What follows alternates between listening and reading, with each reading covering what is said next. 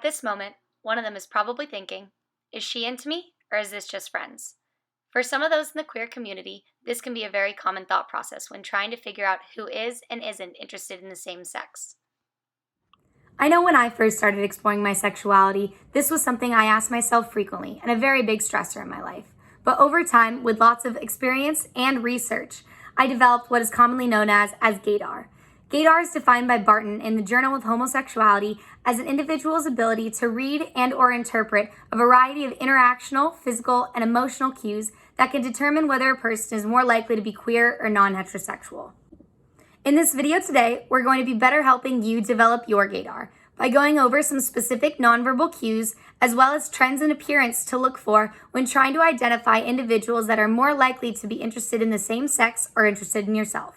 The first section we're going to go over today is trends in appearance and personality seen in those more likely to be queer.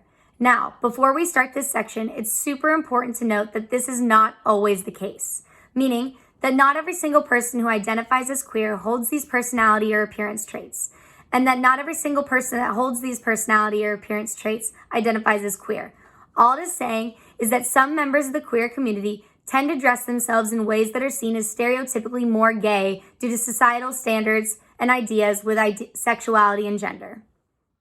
Many queer individuals are often seen with the personality traits of open-mindedness and non-traditionalism.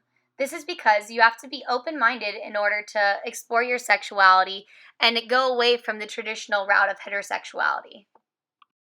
Many of the physical appearance trends go hand in hand with the personality traits. For example, free-spirited style clothing is often seen worn by those who have more open minds, as well as all black clothing and standing out in general, like flashy clothing or crazy hair colors, is definitely non-traditional and shows a different way of thinking than the usual societal ways. Here are some examples of queer television show characters that are seen with these personality and appearance trends. Here you can see the free spirit physical appearance trend by Piper from Orange is the New Black. Can I have a margarita then? That I can do for you.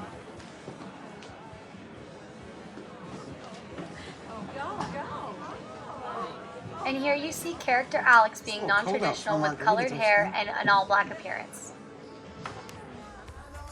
In this episode of Black Mirror, queer Kelly is seen wearing a very outspoken outfit, drawing lots of attention to herself, while the girl she's dancing with, Yorkie, is seen wearing something that is a bit less revealing. This leads great into our next round on physical appearance, which will talk more on Yorkie's outfit.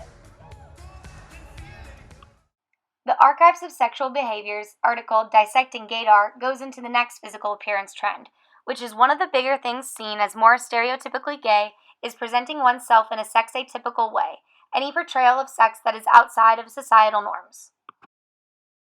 The Journal of Homosexuality and the article Gaydar, Current Directions in Psychological Science, dive into this further, explaining it as women with more masculine traits and styles, such as short hair or masculine dress, like less revealing or less form-fitting clothing, as seen in the video before, and men with more feminine traits or styles, like form-fitting and revealing clothing, or good style as well as being well-groomed. Displaying sex atypically goes along with certain body movements or gestures that are more likely to be seen in queer men. Some of these include swaying hips more when they walk or talking with lots of hand gestures, as corroborated by Gaydar, the Current Directions in Psychological Science. Now we'll show you some queer television characters with these physical appearance trends.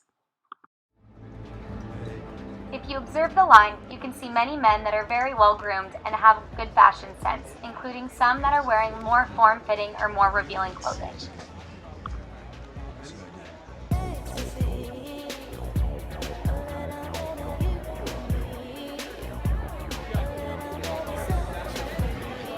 And here you can see the use of frequent hand gestures.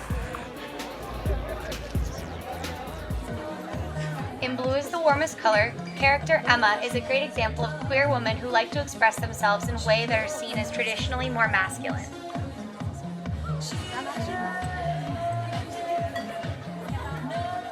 As can be seen by her short hair and outfit. Now that we've gone over some ways to physically spot some people that may be more likely to be queer, we're going to go over some nonverbal cues that can help you determine, no matter a person's appearance, if they are more likely to be attracted to you or not. One nonverbal cue to look for in same-sex attraction, according to Remlin's Nonverbal Communication in Everyday Life, is proximity. In other words, if an individual in question places themselves within your intimate or personal zones, this can insinuate a romantic interest. Someone's body language facing towards you is another potential sign of interest. Another cue to look for is touch. For example, little touches on the arms, waist, hip, butt, or more, as well as looking for hand-holding, someone putting their arm around you, or mutual grooming. All of these according to Nielsen's study of a lesbian interaction in public. Up next is eye contact, which might be the most important of all of the nonverbal cues. Thankfully, the article Gaydar, Eye Gaze as Identity Recognition Among Gay Men and Lesbians, defined two specific types of stares to look for.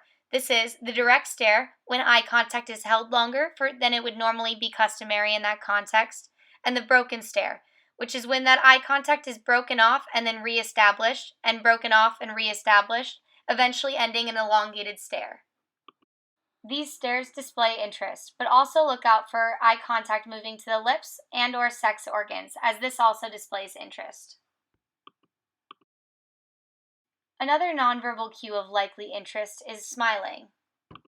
According to the same article just mentioned, an open-mouthed smile counts as a flirtatious smile. Also look for smirking as a sign of flirtation, or laughing a lot while smiling and making lots of eye contact. The last nonverbal cue to look for in potential interest is signs of heightened nervousness or arousal, which according to the Journal of Homosexuality and the Flirting Report can mean things like shaky hands, nervous breaths, or looking away. A good thing to note with all of these nonverbal signs is it can be seen within relation to yourself or within relation to other people. For example, you can see someone giving you direct eye contact, and that might mean that they're more likely interested in you. Or you can see another individual giving someone else of the same sex direct eye contact, and if you can read it well, you can see if they're more likely interested in the same sex from afar. Now, let's look at some scenes that display these nonverbal cues well. Here you can see the physical proximity. They're already shoulder to shoulder, and now little touches and smiles. Here you see direct eye contact and smiling, and now physical proximity, touch, and body language. Thrill me, chill me, fulfill me. Creature of the night. You're so cool. Here you can see close physical proximity as well as body language leaning in, also little touches when they nudge each other on the shoulder, direct eye contact, and smiling while laughing.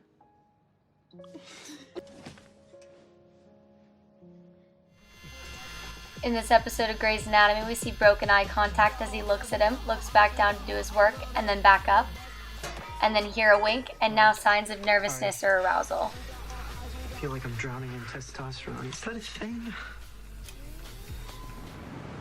In this scene from the movie Moonlight, you see Kevin and Chiron having a conversation in close physical proximity. I want to do a lot of things that don't make sense. I didn't say it don't make sense. You can see them shooting each other little glances. But tell me, like what? Like what lot of things? Damn, dog. You know. Here you see Chiron engaged in an active physical touch, leading to more smiling. Now, huh? You trying to get small with me? Whatever, man. Nah, you trying to and get more small body with me, language huh, facing each other and more physical touch, Yeah, you trying to get which small leads with to me, an huh? arm around his shoulder. At this point, they're starting to make direct eye contact, and Chiron's showing signs of nervousness. Then body language leaning in, but still signs of nervousness and being unsure. But when the leaning in is reciprocated, it's taken well.